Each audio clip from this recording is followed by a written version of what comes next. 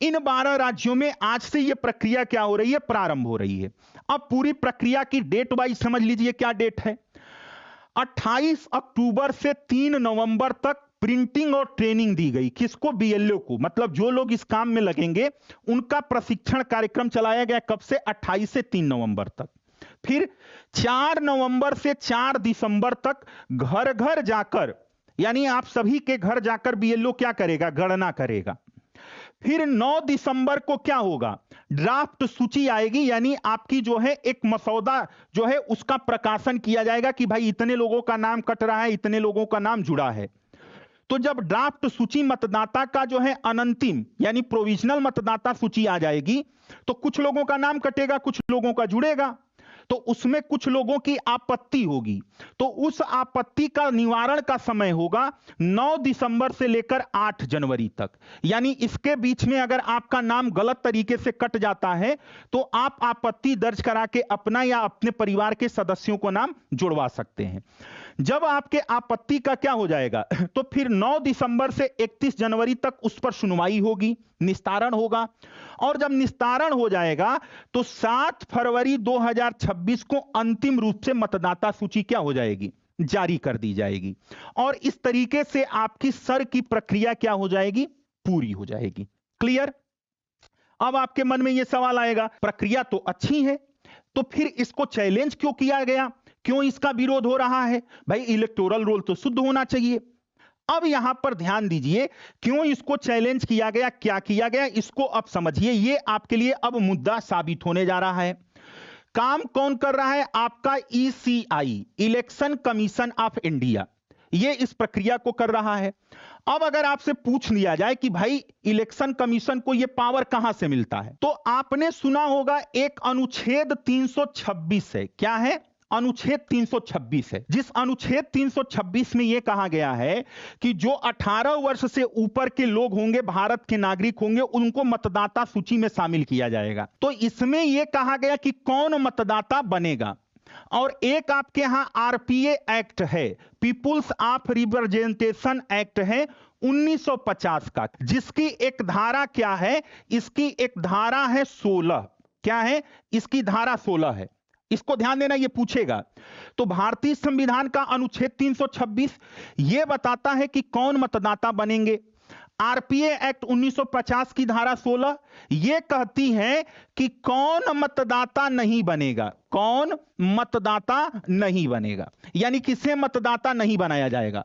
जिसमें क्या कहा गया? जो व्यक्ति अनसाउंडेड माइंड होगा, यानी पागल होगा, जो भारत का नागरिक नहीं होगा, या जिसको किसी अधिनियम या कानून के तहत जिसके मतदान के अधिकार को छीन लिया जाएगा, उसको क्या किया जाएगा? उसको मतदाता नहीं बनाया जाएगा। 326 से हम मतदाता बनते हैं, 1950 की धारा 16 से मतदान के अधिकार छीने जाते हैं, यानी उनको बाहर किया जाता है। अब यहां पर दूसरी बात निकल के आती है कि भाई जो आप ये सर बता रहे हैं, इस सर कराने की शक्ति इलेक्शन कमीशन ऑफ इंडिया को कहां से मिलती है? तो सर कराने की शक्ति जो मिलती है इलेक्शन ऑफ इंडिया को, यह भारतीय संविधान के अनुच्छेद 324, अनुच्छेद 324 को जब आप पढ़ेंगे तो इसमें स्पष्ट तौर पे कहा गया है कि देश का निर्वाचन आयोग क्या करेगा? निर्वाचन की प्रक्रिया का निरीक्षण करेगा, मतदाता सूची को तैयार करेगा, निर्देशन देगा। यह पूरा अधिकार किसके पास होगा? इलेक्शन कमीशन ऑफ इंडिया के पास होगा।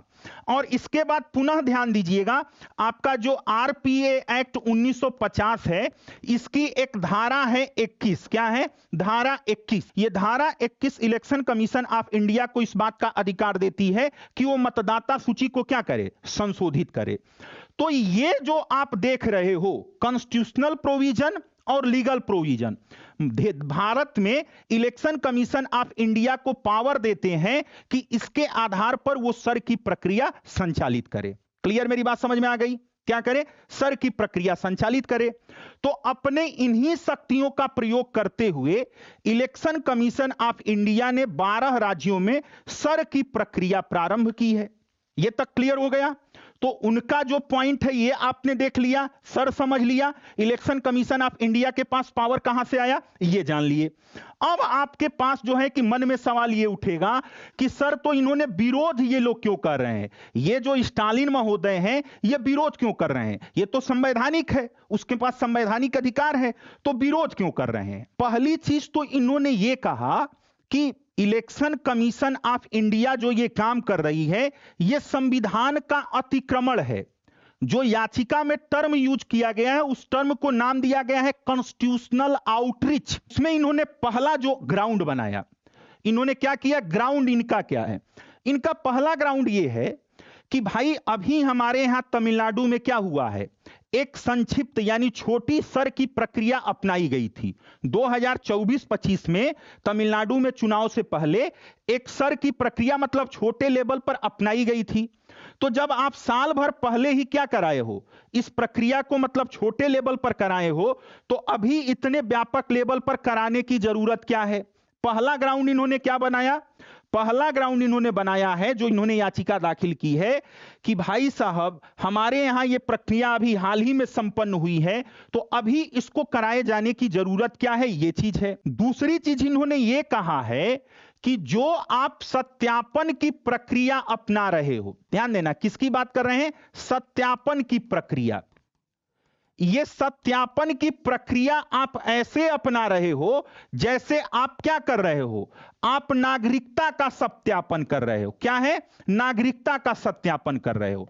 इनका आरोप यह है कि आपको किसका सत्यापन करना है, मतदाताओं का सत्यापन करना है, लेकिन मतदाताओं के सत्यापन की ओर में आप नागरिकता के अधिकारों का सत्यापन कर रहे हैं जो कि आपका अधिकार नहीं है। यह किसका अधिकार है, नागरिकता का सत्यापन करने का अधिकार गृह मंत्रालय का है। क्या है, गृह मंत्रालय का। किसके तहत मिलता है, तो 1955 के नागरिकता अधिनियम के तहत। तो इन्होंने कहा ये कि आपने एक डॉक्ट्रीन पढ़ी होगी, डॉक्ट्रीन ऑफ कलरेबल लेजिस्लेशन, जो बाहर से दिखता है वैसा अंदर ना हो। तो इनका कहना है कि आप सत्यापन तो मतदाताओं के नाम पर कर रहे हो, लेकिन जो उसका प्रोसेस अपना रहे हो, जो दस्तावेज अपना रहे हो, उससे क्या होती है, नागरिकता का सत्यापन होता है जो आपके अधिकार क्षेत्र के क्या है, बाहर है। और यह काम केवल कौन कर सकता है, गृह मंत्रालय। तो आप अपने अधिकार क्षेत्र से बाहर जा रहे हो और एक तरीके से आप क्या कर रहे हो, एनआरसी करने का प्रयास कर रहे हो। इलेक्टोरल रोल की जगह पे आप क्या कर रहे हो, एनआरसी कर रहे हो। इसका कोई अधिकार आपके पास नहीं है। फिर इसके बाद इन्होंने कहा कि जो आरपीए का आप हवाला दे रहे हैं, इसी आरपीए की एक धारा है 28(3). उस 28(3) में यह स्पष्ट कहा गया है कि इलेक्शन कमीशन ऑफ इंडिया अगर कोई भी नया रूल लेके आएगी तो उसको गजट में यानी राजपत्र में प्रकाशित किया जाएगा। किसमें, गजट में। गजट का मतलब समझ रहे होंगे ना, जिसको राजपत्र कहा जाता है, उसमें प्रकाशित किया जाएगा और उसको संसद के सामने प्रस्तुत किया जाएगा। सर के संदर्भ में जो सर की प्रक्रिया है, इसमें आपने ऐसा कुछ नहीं किया, ऐसा आपने कुछ नहीं किया, तो इसलिए यह खुद क्या है, असंवैधानिक है। फिर इन्होंने कहा कि आपके पास इतना गहन निरीक्षण करने का, भाई अगर आप जो है सर की प्रक्रिया अपना रहे हो तो आपके पास कोई वैध कारण नहीं है, मतलब कोई लीगल कारण नहीं है जिसके आधार पर आप अपने प्रोसेस को क्या कर पाए, जस्टिफाई कर पाए। अब इस आधार पर इन्होंने, इस ग्राउंड के आधार पर भारतीय संविधान के अनुच्छेद 32 के अंतर्गत, किसके अंतर्गत गए हैं, 32 के अंतर्गत गए हैं। याद रखिएगा, ये पूछेगा आपसे प्रश्न। तो अनुच्छेद 32 के तहत जो आपकी सर्टेरियो रिट होती है, 32 में रिट जारी करने की शक्ति है सुप्रीम कोर्ट की, तो उसमें एक सर्टेरियो की क्या होती है, रिट होती है। उसी सर्टेरियो की रिट की इन्होंने क्या की है, प्रेयर की है, और 32 के तहत इन्होंने क्या किया है, केस फाइल किया है। ग्राउंड इन्होंने ये बनाया है और उसके बाद ये कहते हैं कि किन किन अधिकारों का उल्लंघन हो रहा है। तो इन्होंने कहा है कि इससे भारतीय नागरिकों के अनुच्छेद 10, अनुच्छेद 14, 19, 21 का क्या हो रहा है, उल्लंघन हो रहा है। और इसके साथ किसका, 326, 326 क्यों हो रहा है? तो उन्होंने कहा कि आपके इस प्रोसेस से लाखों मतदाता क्या हो जाएंगे, लाखों जो भारत के नागरिक हैं उनका नाम मतदाता सूची से कट जाएगा, तो उनके वोटिंग का राइट भी गायब हो जाएगा। मेरी बात समझ रहे हो? तो किस आधार पर चैलेंज किए, किस अनुच्छेद पर चैलेंज किए, क्या तर्क है और किस चीज का उल्लंघन है, शीशे की तरह बिल्कुल क्लियर हो जाना चाहिए।